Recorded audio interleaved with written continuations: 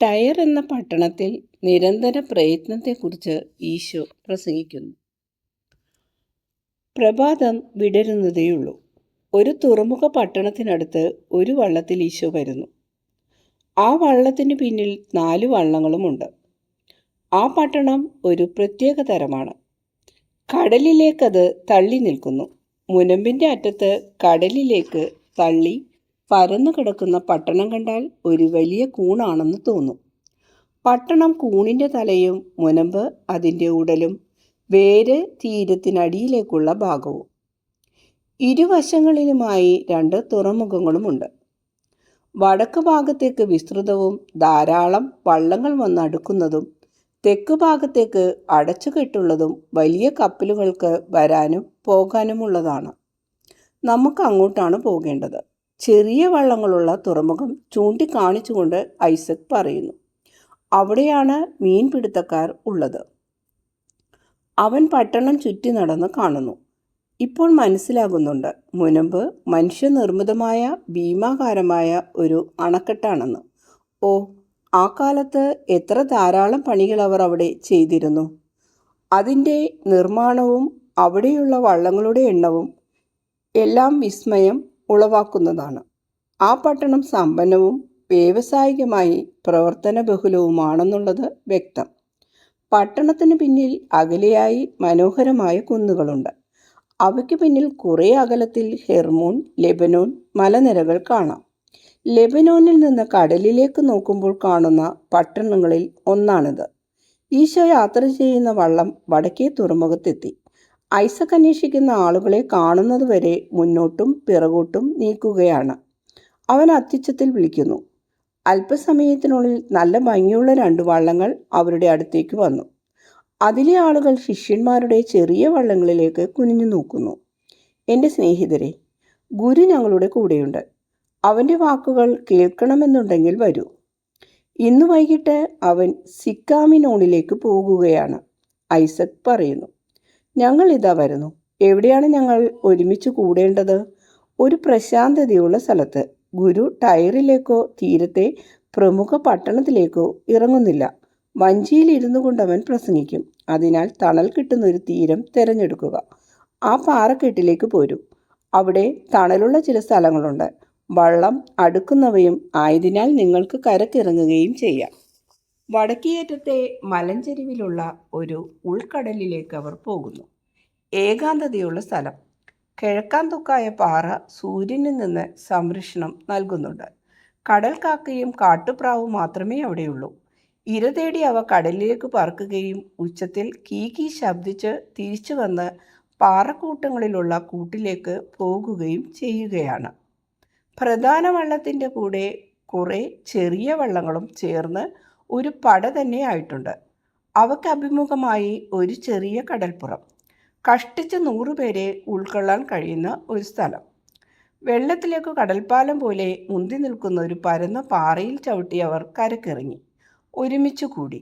വെയിലേറ്റ് നിറം മങ്ങിയ ഇവർ യഹൂദരിൽ നിന്നും വ്യത്യസ്തരായൊരു ജനമാണ്. ഗലീലിയക്കാരിൽ നിന്നും അത്ര വ്യത്യസ്തമല്ല താനും. അവരുടെ അയൽക്കാരായ സീറോ ഫിനിഷ്യർ ജനങ്ങളെക്കാൾ പഴയ ഫിലിസ്തീനരോടാണ് അധികം സാധർമ്മ്യം. ഈശോ കടൽ തീരത്തോട് അടുത്തു നിന്ന് പ്രസംഗിക്കുവാൻ തുടങ്ങി. 3 വർഷം ഭൂമിയിൽ വരൾച്ചയും ക്ഷാമവും ഉണ്ടായപ്പോൾ സീഡോണിലെ സരേഫാത്തിലേക്ക് പോകുവാൻ കർത്താവ് ഏലീശയോട് കൽപ്പിച്ചു. പ്രവാചകന്റെ വിശപ്പ് ശമിപ്പിക്കുവാൻ കർത്താവിന് സാധിക്കാത്തത് കൊണ്ടോ സരേഫാത്ത് ഭക്ഷ്യവിഭവ സമ്പന്നമായിരുന്നത് കൊണ്ടോ അല്ല. നേരെ മറിച്ച് അവിടെയുള്ളവർ പട്ടിണി കൊണ്ട് മരിച്ചിരുന്നതിനാലാണ് ഏലീശയെ നിഷ്പത്തിലേക്ക് ദൈവം അയച്ചത്. എന്തുകൊണ്ട്? സരേഫാത്തിൽ നീതിനിഷ്ഠയുള്ള ഒരു സ്ത്രീ ഉണ്ടായിരുന്നു. ഏകപുത്രൻ്റെ അമ്മയും ഭക്തജീവിതം നയിക്കുന്ന വിധവയും. ദരിദ്രയായി ഏകയായി കഴിഞ്ഞിരുന്നുവെങ്കിലും വിധിയെ അവർ പഴിച്ചില്ല. സ്വാർത്ഥതയോ അനുസരണയില്ലായ്കയോ കാട്ടിയില്ല. 3 അത്ഭുതങ്ങൾ ചെയ്ത് അവർക്ക് നന്മ പകരാൻ ദൈവം അനുവദിച്ചു. അവൾ ചെയ്ത 3 സൽപ്രവൃത്തികൾക്ക് സമ്മാനം. 1, ദാഹാർത്തനായ ആളിന് വെള്ളം കൊടുത്തതിന്. 2, അവൾക്ക് ഒരു പിടി മാവ് മാത്രമുണ്ടായിരുന്നപ്പോൾ ഒരപ്പം ചുട്ട് പ്രവാചകന് കൊടുത്തതിന്. 3, പ്രവാചകനോട് കാണിച്ച ആതിഥ്യ മര്യാദക്ക്. പ്രവാചകൻ വഴി അവൾക്ക് തീരാത്ത അപ്പവും എണ്ണയും അവളുടെ മകൻ്റെ ജീവനും ദൈവവചനത്തെക്കുറിച്ച് അറിവും ലഭിച്ചു. സ്നേഹത്തിൻ്റെ ഒരു പ്രവൃത്തി ശരീരത്തിൻ്റെ വിശപ്പ്, മരണം ഇവ മാറ്റുക മാത്രമല്ല, ആത്മാവിനെ ദൈവിക ജ്ഞാനം പഠിപ്പിക്കുകയും ചെയ്യുന്നു. ദൈവത്തിൻ്റെ ദാസന്മാർക്ക് നിങ്ങൾ അഭയം നൽകി. അവർ നിങ്ങൾക്ക് ജ്ഞാനം നൽകുന്നു. ദൈവവചനം എത്തിയിട്ടില്ലാത്ത ഈ നാട്ടിലേക്ക് ദൈവവചനം നിങ്ങൾ കൊണ്ടുവന്നു. ഒരു നല്ല പ്രവൃത്തി നിങ്ങൾ ചെയ്തു. പ്രവാചകനെ സ്വീകരിച്ച സരൈഫാത്തിലെ സ്ത്രീയോട് നിങ്ങളെ ഞാൻ താരതമ്യപ്പെടുത്തുകയാണ്. കാരണം ഞാൻ പട്ടണത്തിലേക്ക് പോയിരുന്നുവെങ്കിൽ സമ്പന്നരും ശക്തരുമായ അവിടുത്തെ ആളുകൾ എന്നെ സ്വാഗതം ചെയ്യുകയില്ലായിരുന്നു. തിരക്കുള്ള കച്ചവടക്കാരും കപ്പൽ യാത്രക്കാരും എന്നെ അവഗണിക്കുകയേയുള്ളൂ. ഇങ്ങോട്ടുള്ള എൻ്റെ വരവ് നിഷ്പ്രയോജനമായി തീരുമായിരുന്നു. ഞാനിപ്പോൾ പോകും. നിങ്ങൾ അപ്പോൾ പറയും, ഞങ്ങൾ എന്താണ് ഒരു പിടി ആളുകൾ, ഞങ്ങൾക്ക് എന്തുണ്ട്, ഒരു തുള്ളി ജ്ഞാനം. എന്നിരുന്നാലും ഞാൻ നിങ്ങളോട് പറയുന്നു, രക്ഷകന്റെ വരവിനെ അറിയിക്കുവാൻ നിങ്ങളെ ഞാൻ ചുമതലപ്പെടുത്തുന്നു. പ്രവാചകനായ ഏലിയായുടെ വചനങ്ങൾ ആവർത്തിച്ചുകൊണ്ട് ഞാൻ പോകുന്നു. നിങ്ങളുടെ കലത്തിലെ മാവ് തീരുകയില്ല. കൂടുതൽ ധാരാളമായി പകർന്നു തരുന്നവൻ വരുന്നതുവരെ നിങ്ങളുടെ എണ്ണ കുറയുകയില്ല. നിങ്ങൾ ഇപ്പോൾ തന്നെ അത് ചെയ്തു കഴിഞ്ഞിരിക്കുന്നു. കാരണം കർമ്മല മലക്കപ്പുറത്തു നിന്നുള്ള നിങ്ങളുടെ ഇടയിൽ നിന്ന് ഫിനിഷിക്കാരും ഉണ്ടല്ലോ.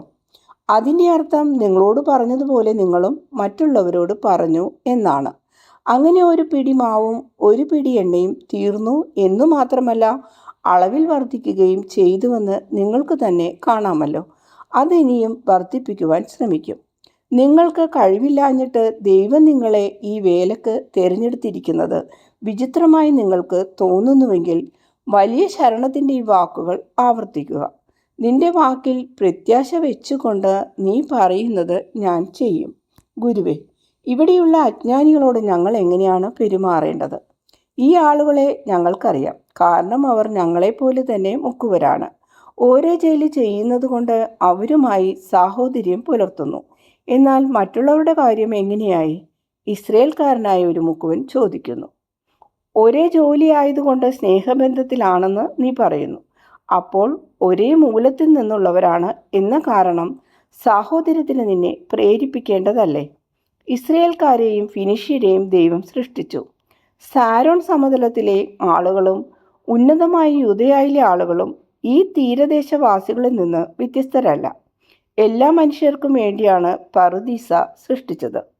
എല്ലാ മനുഷ്യരെയും പറുദീസയിലേക്ക് കൂട്ടിക്കൊണ്ടു പോകുവാനാണ് മനുഷ്യപുത്രൻ വന്നിരിക്കുന്നത്.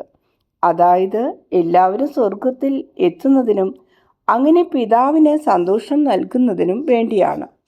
അതുകൊണ്ട് ഒരേ മാർഗത്തിലായിരിക്കുന്ന അവരെ കണ്ടെത്തുകയും വ്യാപാരത്തിൻ്റെ അടിസ്ഥാനത്തിൽ പരസ്പരം സ്നേഹിക്കുന്നത് പോലെ ആത്മീയമായി നിങ്ങൾ പരസ്പരം സ്നേഹിക്കുകയും ചെയ്യുക.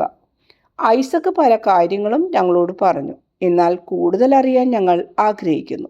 ഞങ്ങൾ വിദൂരത്തിലുള്ളവരാണെങ്കിലും ശിഷ്യന്മാരെ ആരെയെങ്കിലും ഞങ്ങൾക്ക് നേതൃത്വം നൽകാൻ അയക്കാമോ? ഗുരുവേ, എൻഡോറിലെ ജോണിനെ അയക്കൂ. അയാൾ സമർത്ഥനും അജ്ഞാനികളോട് ഇടപഴകിയവനുമാണ്. കറിയോത്തുകാരൻ യൂദ അഭിപ്രായപ്പെടുന്നു. ഇല്ല, ജോൺ നമ്മുടെ കൂടെ ആയിരിക്കും. ഈശോ തറപ്പിച്ചു പറഞ്ഞുകൊണ്ട് ഇടിയന്മാരെ നോക്കുന്നു. എപ്പോഴാണ് കക്കവാരൽ മുത്തുച്ചിപ്പി അവസാനിക്കുന്നത്? ശരൽക്കാലത്തിലെ ആദ്യത്തെ കൊടുങ്കാറ്റോടുകൂടി. അപ്പോൾ തുടങ്ങി കടൽക്ഷോഭമാണ്. പിന്നെ നിങ്ങൾ സിക്കമിനോണിലേക്ക് പോകുമോ? അങ്ങോട്ടു സിസേറിയയിലേക്കും പോകും. റോമാക്കാർക്കും ഞങ്ങൾ വിൽപ്പന നടത്തും. എങ്കിൽ നിങ്ങൾക്ക് ശിഷ്യന്മാരെ കണ്ടെത്തുവാൻ കഴിയും. തൽക്കാലം സ്ഥിരതയുള്ളവരായിരിക്കുക. എൻ്റെ വള്ളത്തിൽ ഒരുവനുണ്ട്. എനിക്ക് അവനെക്കൊണ്ട് ആവശ്യമുണ്ടായിട്ടല്ല, നിന്നെ പ്രതിയാണ് അവൻ വന്നിരിക്കുന്നത്. അതാരാണ്? ആഷ്കലോണിലെ ചെറുപ്പക്കാരനായ ഒരു മുക്കുവൻ. വള്ളത്തിൽ നിന്നിറങ്ങി ഇങ്ങു വരുവാൻ അയാളോട് പറയുക. ആ മനുഷ്യൻ ചെറുപ്പക്കാരനെയും കൂട്ടി തിരിച്ചു വരുന്നു. എല്ലാവരുടെയും ശ്രദ്ധ തന്നിലേക്കാണെന്ന് മനസ്സിലാക്കിയ ആഗതന് ഒരു പരിഭ്രമം. അപ്പസ്തോലനായ ജോൺ ഉടൻ തന്നെ ആളെ തിരിച്ചറിഞ്ഞു. ഗുരുവേ, നമുക്ക് മത്സ്യം തന്നവരിൽ ഒരുവനാണ് അവൻ. ഇത് പറഞ്ഞുകൊണ്ട് ജോൺ എഴുന്നേറ്റ് അയാളെ അഭിവാദ്യം ചെയ്യുന്നു. ഡെർമാത്തേവൂസ്, നീ വന്നല്ലോ. നീ മാത്രമേ വന്നുള്ളോ? അതെ, ഞാൻ മാത്രമേ ഉള്ളൂ. കഫർനാമിൽ വെച്ച് പ്രത്യക്ഷപ്പെടാൻ എനിക്ക് ലജ്ജയായിരുന്നു. ഞാൻ പ്രതീക്ഷിച്ചുകൊണ്ട് തടാക തീരത്ത് തന്നെ തങ്ങി. എന്ത്, നിങ്ങളുടെ ഗുരുവിനെ കാണാൻ കഴിയുമെന്ന് കരുതി. അപ്പോൾ നിന്റെ ഗുരു ഇപ്പോഴും ആയിട്ടില്ല അല്ലേ? എൻ്റെ സ്നേഹിത, നീ എന്തിനാണ് സന്ദേഹം വിചാരിക്കുന്നത്? നിനക്കായി കാത്തിരിക്കുന്ന പ്രകാശത്തിലേക്ക് വരൂ. നോക്കൂ, ഗുരു നിന്നെ നോക്കുകയും പുഞ്ചിരി തൂകുകയും ചെയ്യുന്നു. അവർ എന്നോട് എങ്ങനെയായിരിക്കും വർത്തിക്കുക? ഗുരുവേ, ഒരു നിമിഷത്തേക്ക് ഇങ്ങോട്ടൊന്ന് വരുമോ? ഈശോ എഴുന്നേറ്റ് ജോണിൻ്റെ പക്കലേക്ക് പോകുന്നു. അവൻ വിദേശിയായതുകൊണ്ട് അങ്ങോട്ട് വരാൻ അവന് പേടിയാണ്. എന്നെ സംബന്ധിച്ച് വിദേശികളായിട്ടാരുമില്ല. എവിടെയാണ് നിന്റെ കൂട്ടുകാരെല്ലാം? നിങ്ങൾ കുറേ പേരില്ലായിരുന്നോ? പേടിക്കുകയൊന്നും വേണ്ട. സ്ഥിരമായി നിന്നത് നീ ഒരുവൻ മാത്രം. എങ്കിലും നീ മാത്രമേ ഉള്ളൂവെങ്കിലും എനിക്ക് സന്തോഷമാണ്. എൻ്റെ കൂടെ വരൂ. പുതിയ നേട്ടവുമായി ഈശോ സ്വസ്ഥാനത്ത് വന്നിരുന്നു. ഇയാളെ നമുക്ക് തീർച്ചയായും എൻഡൂറിലെ ജോണിനെ ഏൽപ്പിക്കാം. ഈശോ ഇത് കറയോത്തുകാരനോടാണ് പറയുന്നത്. അനന്തരം എല്ലാവരോടും പ്രസംഗിക്കുന്നു. ഖനനം ചെയ്യുന്ന കുറേ ആളുകൾ ഒരു ഖനിയിലേക്ക് ഇറങ്ങി. ഭൂമിയുടെ ഉദരകോശങ്ങളിൽ ആഴത്തിൽ മറഞ്ഞിരിക്കുന്ന ചില നിധികളുണ്ടെന്ന് അവർക്കറിയാമായിരുന്നു. എല്ലാവരും കുഴിക്കുവാൻ തുടങ്ങി. എന്നാൽ ഭൂമിക്ക് വലിയ കട്ടി, ജോലി വളരെ ആയാസമുള്ളത്. ക്ഷീണിതരായ കുറേ പേർ കൂന്താലി വലിച്ചെറിഞ്ഞ് പണി നിർത്തിപ്പോയി. മേലാളനെ അവർ പരിഹസിച്ച് അയാൾ ഒരു വിഡ്ഢിയാണെന്ന് തന്നെ പറഞ്ഞു. അപ്രകാരം അയാളെ നിന്ദിച്ചു. ചിലർ അവരുടെ വിധിയെ പഴിച്ചു. അവരുടെ ജോലിയെയും സ്ഥലത്തെയും ലോഹത്തെയും ശപിക്കുകയും കോപിച്ച് ലോഹരേഖകൾ വെട്ടിമുറിക്കുകയും ചെയ്തു. ഒരു ഉപകാരവുമില്ല, നാശം മാത്രം എന്നുകൊണ്ട് അവരും സ്ഥലം വിട്ടു. ഒടുവിൽ ഒരാൾ മാത്രം ശേഷിച്ചു. ഒന്നിനും കേടുവരാത്ത വിധത്തിൽ ആ കടുപ്പമേറിയ ഭൂപാളികൾ വളരെ ക്ഷമയോടെ കുത്തിത്തുറന്ന് പല പരീക്ഷണങ്ങളും നടത്തി. ആഴത്തിലേക്കിറങ്ങിയ അവസാനം അത്ഭുതകരവും വിലയേറിയതുമായ ഒരു ലോഹരേഖ കണ്ടെത്തി. അയാളുടെ പരിശ്രമത്തിന് അങ്ങനെ ഫലം കിട്ടുകയും കണ്ടെടുത്ത ലോഹം നിമിത്തം അയാൾക്ക് ധാരാളം ഉടമ്പടിപ്പണിയും മഹിമയും അനേകം ഇടപാടുകാരെയും ലഭിക്കുകയും ചെയ്തു. കാരണം ആ ലോഹത്തിന് ആവശ്യക്കാർ ധാരാളമുണ്ടായിരുന്നു. സ്ഥിരപരിശ്രമിയായ ആൾക്കു മാത്രമേ അത് കണ്ടെത്താൻ കഴിഞ്ഞുള്ളൂ. മടിയന്മാരും കോപിഷ്ഠന്മാരും ഒന്നും നേടിയില്ല. സ്വർണം കണ്ടെത്തി കഴിഞ്ഞാൽ പിന്നെ സ്ഥിരതയോടെ നിൽക്കേണ്ടത് സ്വർണം തന്നെയാണ്. സ്വർണ്ണപ്പണിക്കാരന് അത് ഉപയോഗിക്കത്തക്ക രൂപത്തിലാകുന്നതിന് അതിന്മേൽ കുറേ പണികൾ നടത്തേണ്ടതുണ്ട്. ഖനനം ചെയ്തെടുത്ത ശേഷം ചെയ്യേണ്ട മറ്റു പണികൾക്കവ എത്ര തന്നെ വേദനാജനകമാണെങ്കിലും ആ ലോഹം വിധേയമാകുന്നില്ലെങ്കിൽ അത് ശുദ്ധീകരിക്കപ്പെട്ട് തനി സ്വർണമാകുകയില്ല. സ്വർണ്ണപ്പണിക്കാരന് അതിന്മേൽ പണിയാൻ സാധിക്കുകയില്ല. അതുപോലെ തന്നെ അപ്പസ്തോലന്മാരോ ശിഷ്യരോ വിശ്വാസികളോ ആയി വിജയിക്കണമെങ്കിൽ ആദ്യത്തെ ശുഷ്കാന്തി മാത്രം പോരാ, സ്ഥിരപരിശ്രമം ആവശ്യമാണ്. എർമാവോസ്തേവൂസിന് അനേകം ശിഷ്യന്മാരുണ്ടായിരുന്നു. ആദ്യത്തെ തീഷ്ണതയ്ക്ക് എല്ലാവരും വരുന്നെന്ന് വാക്കു പറഞ്ഞു. എന്നാൽ ഇവൻ മാത്രം വന്നു. എനിക്ക് ധാരാളം ശിഷ്യരുണ്ട്, അവരുടെ സംഖ്യ വർദ്ധിച്ചുകൊണ്ടേയിരിക്കും. എന്നാൽ അവസാനം വരെ നിലനിൽക്കുന്നവർ വളരെ കുറവായിരിക്കും. നിലനിൽപ്പ് ഇത് വലിയ വാക്കാണ്. എല്ലാ നല്ല കാര്യങ്ങൾക്കും ഇത് വലിയ പ്രാധാന്യം ഉള്ളതാണ്. കക്ക ശേഖരിക്കുന്നതിന് നിങ്ങൾ വലയിടുമ്പോൾ ഒരു പ്രാവശ്യമേ അത് ചെയ്യാറുള്ളൂ? അല്ല, പല പ്രാവശ്യം മണിക്കൂറുകളും ദിവസങ്ങളും മാസങ്ങളും തന്നെ വലയിടുന്നുണ്ട്. പിന്നത്തെ വർഷവും അതേ സ്ഥാനത്ത് പോകാൻ നിങ്ങൾ നിശ്ചയിക്കുന്നു. കാരണം ഈ ജോലിയാണ് കുടുംബത്തിന് ഭക്ഷണവും മറ്റു ആവശ്യങ്ങളും നേടിത്തരുന്നത്. നിങ്ങൾ വിശ്വാസികളാണെങ്കിൽ ഇതിലും പ്രധാനപ്പെട്ട കാര്യങ്ങൾക്ക് വേണ്ടി മറ്റു വിധത്തിൽ പെരുമാറുമോ? അതായത് ദൈവത്തിനു നിങ്ങളുടെ ആത്മാക്കൾക്കു വേണ്ടി. നിങ്ങൾ ശിഷ്യനാണെങ്കിൽ നിങ്ങളുടെയും നിങ്ങളുടെ സഹോദരങ്ങളുടെയും താല്പര്യത്തിനു വേണ്ടി. നിത്യമായ വസ്ത്രങ്ങൾക്ക് ധൂമ്രവർണ്ണ അലങ്കാരം ഉണ്ടാക്കുന്നതിന് സ്ഥിരമായ പരിശ്രമം ആവശ്യമാണെന്ന് ഞാൻ പറയുന്നു. നമുക്ക് തിരിച്ചു പോകുവാൻ സമയമാകുന്നതുവരെ നല്ല സ്നേഹിതരായി ഇവിടെ നമുക്ക് ഒരുമിച്ച് ചെലവഴിക്കാം. അങ്ങനെ പരസ്പരം പരിചയപ്പെടുകയും അന്യോന്യം തിരിച്ചറിയാൻ എളുപ്പമാകുകയും ചെയ്യാം. പാറകൾ നിറഞ്ഞ ഉൾക്കടലിൽ പല ഭാഗത്തായി അവർ പിരിഞ്ഞുപോയി. ഞണ്ട്, കക്ക ഇവയും ചെറിയ മത്സ്യങ്ങളും പിടിച്ച് വേവിക്കുന്നു. ചിലരെല്ലാം പാറയിലെ ഗുഹകളിൽ ഉണങ്ങിയ കടൽ ചെടികൾ വിരിച്ച് കിടക്കയായി കിടന്നുറങ്ങുന്നു. ഭംഗിയേറിയ നീലിമയാർന്ന ആകാശവും കടലും ചക്രവാളത്തിൽ പരസ്പരം ചുംബിക്കുന്നു.